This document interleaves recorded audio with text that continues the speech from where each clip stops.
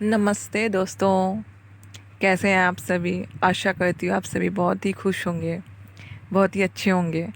आपको मेरा वीडियो कैसा लगा आप हमें कमेंट बॉक्स में ज़रूर बताइए। अगर आप फर्स्ट टाइम हमारे चैनल पे आए हैं तो इंश्योर कीजिए आप चैनल को सब्सक्राइब कर ले ताकि नए वीडियो आप तक जल्द से पहुँच जाए। तो अगर आपने हमारे पहले वीडियो नहीं भी देखे हैं तो भी आप जाके उसे देख लें ताकि आपको ये समझने में और आसान हो। हमने अपने नेक्स्ट वीडियो में बताएं, आज हम उसके सवालों के जवाब देंगे। आज का टॉपिक है यूनिवर्स, एनर्जी, ब्रेन और बॉडी। तो चलिए स्वागत करती हूँ मैं प्रियंका आपका अपने चैनल पे, जिसका नाम है magic of law of attraction part 5। आज आप कुछ अद्भुत बातें अपने बारे में जानेंगे। एक चीज़ जो आपके लिए बहुत इम्पोर्टेंट है, मैं कहूँगी आप अपने दिल और दिमाग को खोल के इस वीडियो को देखिए और सुनिए और समझिए। इसमें पूछे गए सवालों का जवाब दें और इसे लाइक करें, शेयर करें और अपने दोस्तों में बताएं और चैनल को सब्सक्राइब कर लें। तो आज का जो इम्पोर्टेंट टॉपिक है universe, energy, brain and body. तो सबसे पहला टॉपिक क्या है? यूनिवर्स। यूनिवर्स आपने थोड़ा सा पढ़ा होगा। यूनिवर्स को मैं सिंपली बताऊंगी। यूनिवर्स आप एक भगवान के रूप में समझ सकते हैं।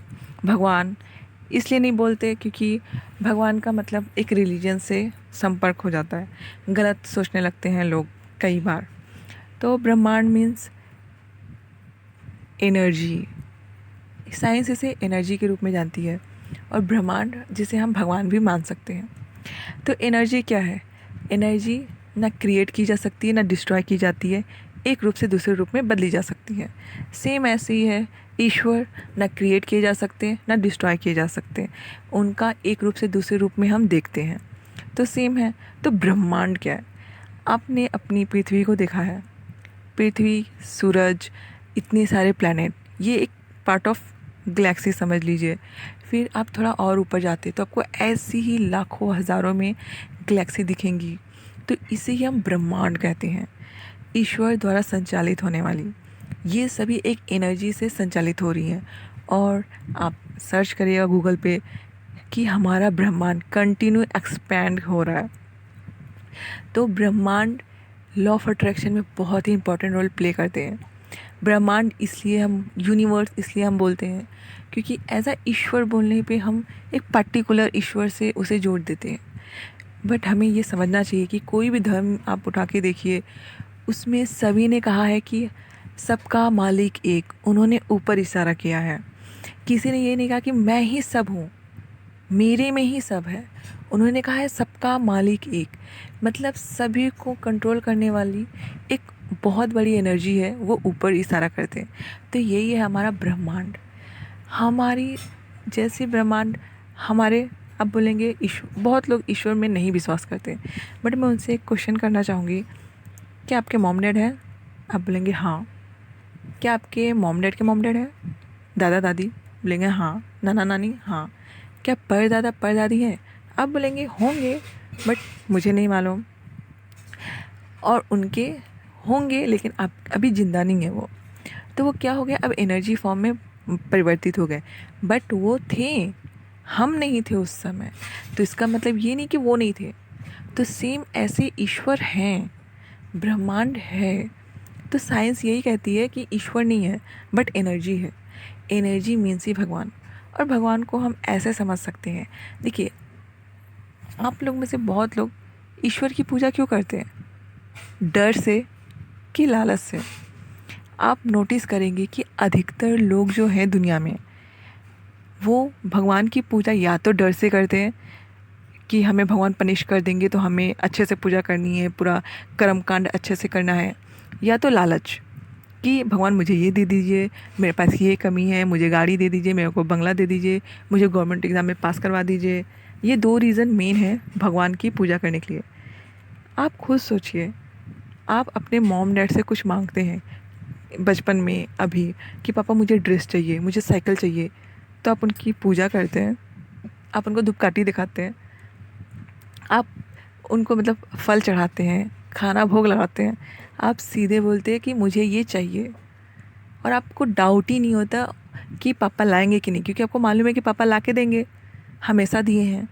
तो वैसे ही हमारे ईश्वर है, हमारे ब्रह्मांड। अगर आप नहीं ईश्वर में बिलीव करते तो भी आप एक एनर्जी मान लीजिए कि इतना बड़ा सोर्स ऑफ एनर्जी है जो हमारी इच्छाओं को पूरी करता है, जो हमें संचालित करते हैं, जिनका पूरा ध्यान हमारे ऊपर है। जैसे माँ बाप का ध्यान हम पर होता है, अपने बच्चों पे होता है, वैसे ही ब्रह्मांड का ध्यान पूरा हम पर है।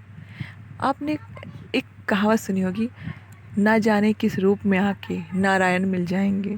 तो वही सेम चीज़ है, हम एक डॉक्टर को भी भगवान बोल देते हैं। क्यों?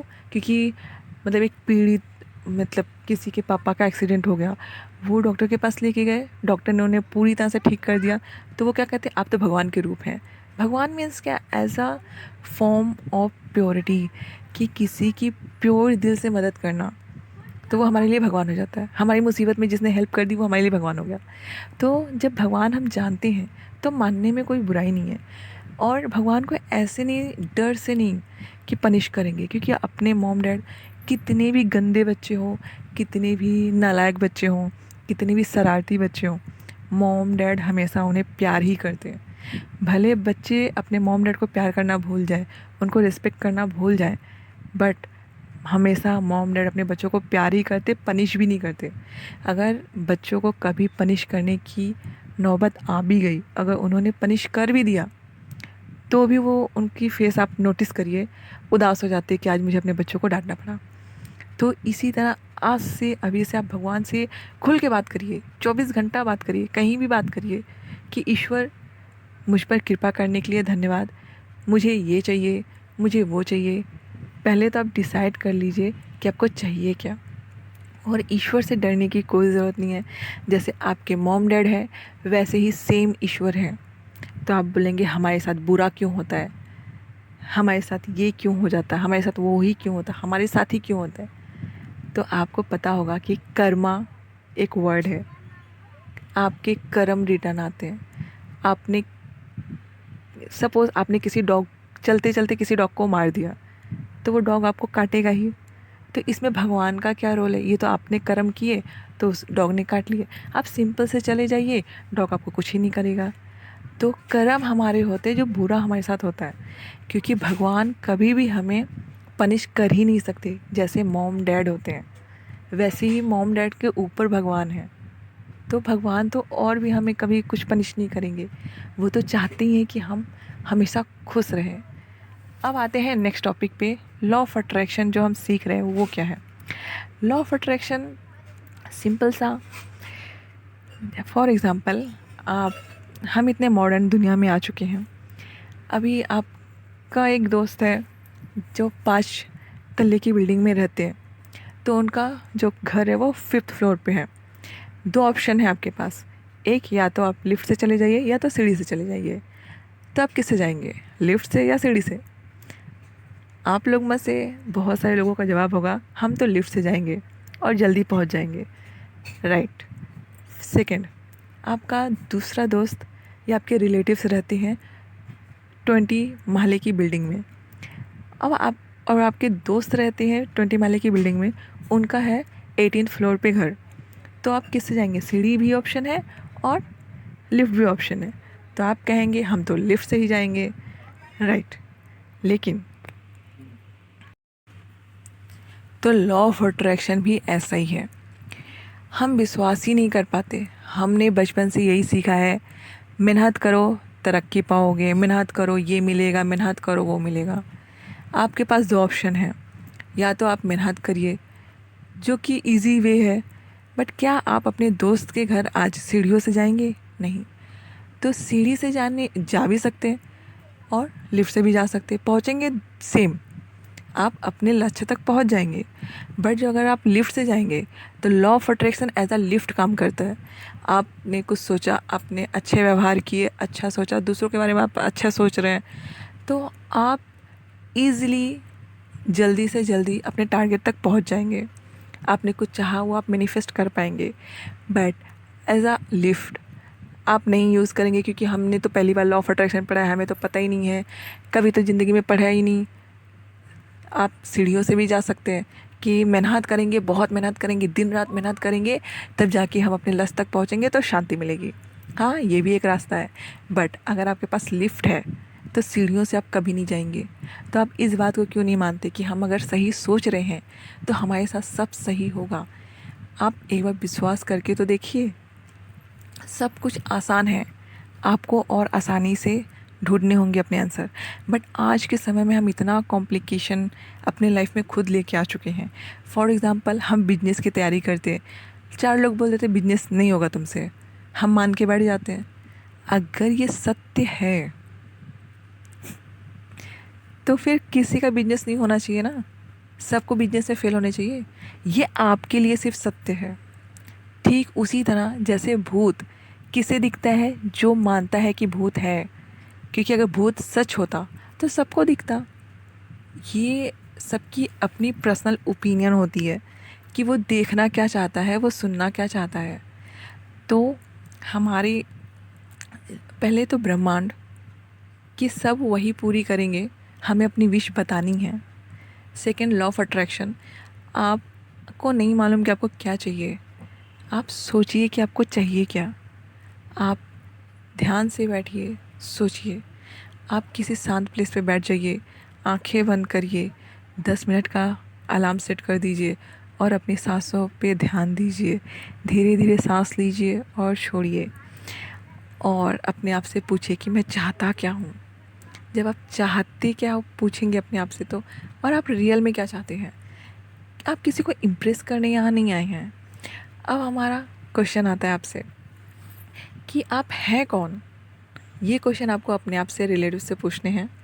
सेकंड क्वेश्चन है कि जिसे हम जो बच्चा बचपन में भगवान का रूप होता है, बड़े होके वो भगवान कहाँ चला जाता है उसमें। आपका क्वेश्चन आप सबसे पूछेंगे कि हम बच्चों को भगवान का रूप कहते हैं, बड़ा होके वो भगवान चला कहाँ जाता है। और ये दोनों का क्वेश्चन का आंसर मैं नेक्स्ट वीडियो में दूंगी। अगर आप यहाँ तक आ गए हैं और आपने सुन लिया कि ब्रह्मांड एज अ ईश्वर हमारी सभी विश को पूरा करने के लिए बैठे हुए हैं, हमें सिर्फ अच्छे अच्छे विश उन तक पहुँचाने हैं। दूसरा, लॉ ऑफ अट्रैक्शन, जब हम एक विश पे काम करते, फॉर एग्जांपल मुझे गाड़ी चाहिए, मुझे एग्ज़ाम में सक्सेस चाहिए, तो हम उससे और रिलेटेड बातों को अपने ध्यान में लाते हैं, विजुअलाइज करते हैं। तो वो थिंकिंग आती कहाँ से है। तो लॉ ऑफ अट्रैक्शन इधर मतलब पूरे ब्रह्मांड से वैसी ही चीज़ों को, वैसे ही थॉट्स को आपके दिमाग में ला देते हैं। कई बार आपने देखा होगा कि आपके थॉट आपके दोस्त के थॉट से मिल जाती है। इसका रीज़न सेम है, जब आप कोई चीज़ सोच रहे थे, सेम उसी समय लॉ ऑफ अट्रैक्शन ने आपको उन्हीं लोगों से मिलवाया जिन आपको आपकी सोच में हेल्प कर सकें। दूसरा, आपकी जो बॉडी है, माइंड है, वो बहुत पावरफुल है। आप किसी और को परिवर्तित करें ना करें, अपने आप को परिवर्तन में ज़रूर ला सकते हैं। और मैं एक छोटे से क्वेश्चन का आंसर दे दूं कि ये वीडियो है क्या। ये वीडियो इनर ट्रांसफॉर्मेशनल वीडियो है। ये कोई भी इंटरटेनमेंट वीडियो नहीं है और ना ही कोई मोटिवेशनल वीडियो है, क्योंकि मोटिवेशनल वीडियो आपको 1-2 दिन के बाद फिर से आपको मोटिवेशनल वीडियो देखने पड़ते हैं। तो ये अगर आपने ध्यान से, खुले दिमाग से वीडियोस देखें तो आपकी लाइफ में ट्रांसफॉर्मेशन आनी निश्चित है। बस आपको बड़ा और बड़ा सोचना है, सटीक सोचना है अपने व्यवहार को बदलने के लिए। जब आप सही सोचेंगे, आपके व्यवहार में ऑटोमेटिकली परिवर्तन आ जाएंगे। आपको अपने बिलीफ सिस्टम पे काम करना है। मैं नेक्स्ट वीडियो में यही बताऊंगी। अगर आप कोई भी प्रॉब्लम से घिरे हुए हैं, आप ऐसी कोई बात है जो अपने रिलेटिव से नहीं कर पा रहे, आप कोई प्रॉब्लम का सॉल्यूशन चाहते हैं और लॉ ऑफ अट्रैक्शन की प्रैक्टिस करना चाहते हैं, तो ठीक जैसे गाड़ी चलाने के लिए हमें कुछ दिन ट्रेनिंग लेनी पड़ती है, साइकिल चलाने के लिए कुछ दिन सीखना पड़ता है, तो उस तरह आप स्टार्टिंग में कोई भी लाइफ को उससे लॉ ऑफ अट्रैक्शन सीख सकते हैं। अपनी लाइफ को इनर ट्रांसफॉर्मेशन करने के लिए सीख सकते हैं। आप चाहे तो हमसे भी कांटेक्ट कर सकते हैं। तो हम मिलते हैं नेक्स्ट वीडियो में। ये वीडियो आपको कैसा लगा हमें कमेंट करके ज़रूर बताइएगा। Thank you.